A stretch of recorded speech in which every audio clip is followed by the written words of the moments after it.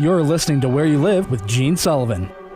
Welcome back to Where You Live. I'm Gene Sullivan, broadcasting from the True North Painting Studios. Before I give a nod to our other sponsors, the bumper music today is 70s movie themes, right? Correct. This one is, it's a war movie. It is. Yes, it is. And I'm having a senior moment. I know who's in the movie, but I can't. Brando and Martin Sheen and all them. Yes. I'm sorry. Apocalypse Now. Apocalypse Now. Yes, I should have known that. That's one. all right. Well, a good movie to.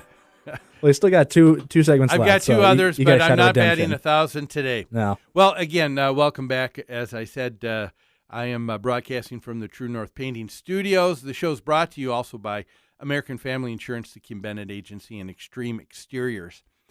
You can count on Extreme Exteriors for expert installation of exterior siding, roofing soffits, fascia, decks, windows, and more. With their knowledge and experience, they can design the perfect solution to make your home beautiful and more energy efficient, saving you maintenance and money for years to come. Give them a call at 763-441-1334 and tell them Gene sent you. Now, as I do each and every week for the show, I try and scan interesting topics and articles for us to consider on the show. And I ran by this one.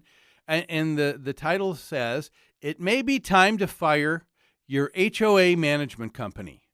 And since I own a management company, I with great interest, I wanted to read this article. And we are happy to say that we have the person who's the author of that, who's a guest on the show now.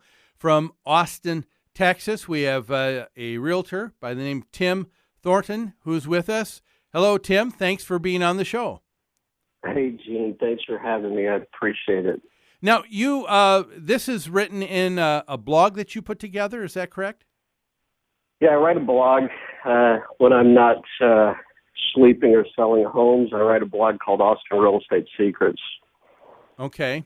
And so you what part? This is something you do just as the spirit moves you, or do you try to do this each week or each month, or? Yeah, it's a great question. It really depends on how busy I am and how little sleep I can get. So if I wake up in the middle of the night and can't go back to sleep, sometimes I'll get up and write an article. I try to write stuff as frequently as possible, once or twice a week. But honestly, sometimes I get terribly busy and can't do that. So, yeah. So, well, tell me a little bit about your background. How long have you been a realtor? Yeah, so I've been in real estate since 2007. Sold about 200 homes, about $40 million in homes. Our market here is a market that ranges from about 150 to about $15 million homes, but our median home price is in the low 200s, about 230 to 240. So that's about 200 homes a year. About 200 homes total. Okay. That I've sold. All right. All right. Yeah, and a number of them have been in homeowner associations. What percent of your business is in HOAs? In homeowners associations, probably about 80+%. Wow. Okay, that's quite a bit. Yeah. Other than some of the older parts of Austin, the overwhelming majority of the greater Austin area is in homeowners associations. So, and I own homes. I'm an investor, and I deal a lot with investors. And so I own homes and have investors that are in homeowners associations, both from single-family homeowners associations, single-family communities, as well as condominium and townhouse associations. Sure. Are you currently, do you have some investment-owned property then, too?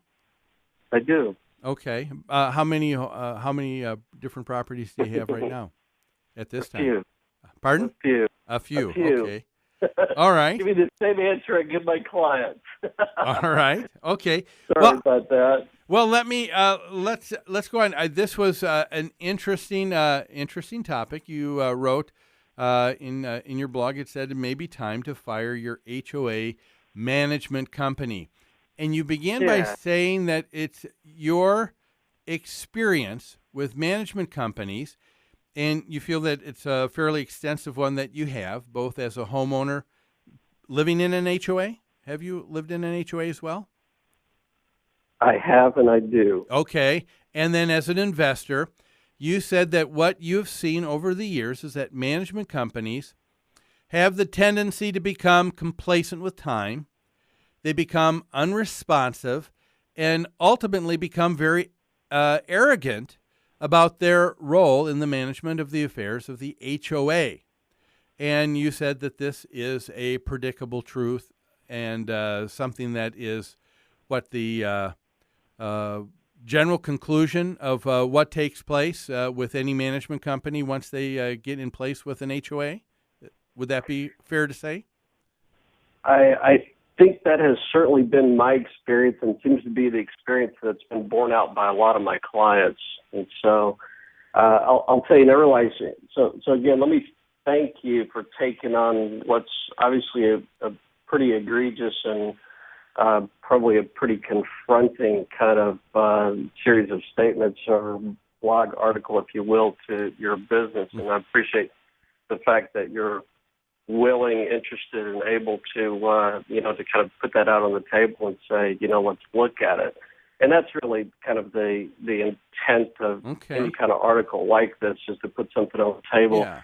As I mentioned to you a couple of days ago, that this really kind of first started becoming an issue started becoming obvious or apparent to me as I was sitting in the home where we live now, and I've lived for almost 10 years. Well, let me ask you about a couple of personal experiences that you can share here in just a moment. But in reading that, I've got to tell you, you don't think that this is a hasty generalization to kind of broad brush all management companies as being unresponsive, complacent, and arrogant?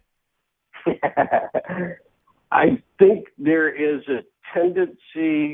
seems to be a tendency in a large number of HOAs, and maybe this is an Austin thing, I kind of doubt it, but there seems to be a tendency and a trend toward all of those things. Your business is based on volume of transactions. I've looked at your business as a realtor and as a business person.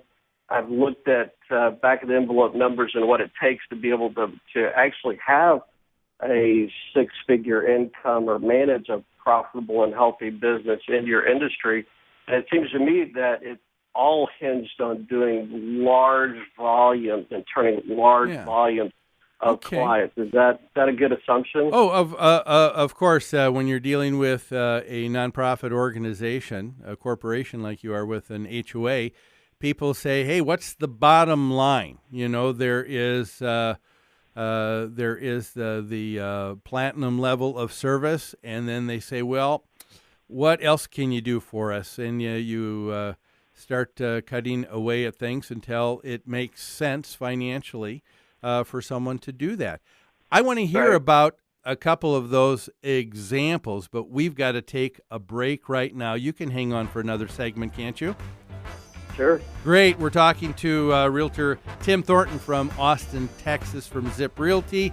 He feels that a lot of HOA management companies just become arrogant and complacent. Well, we're going to talk and find out what some of those situations are that he's experienced after these messages.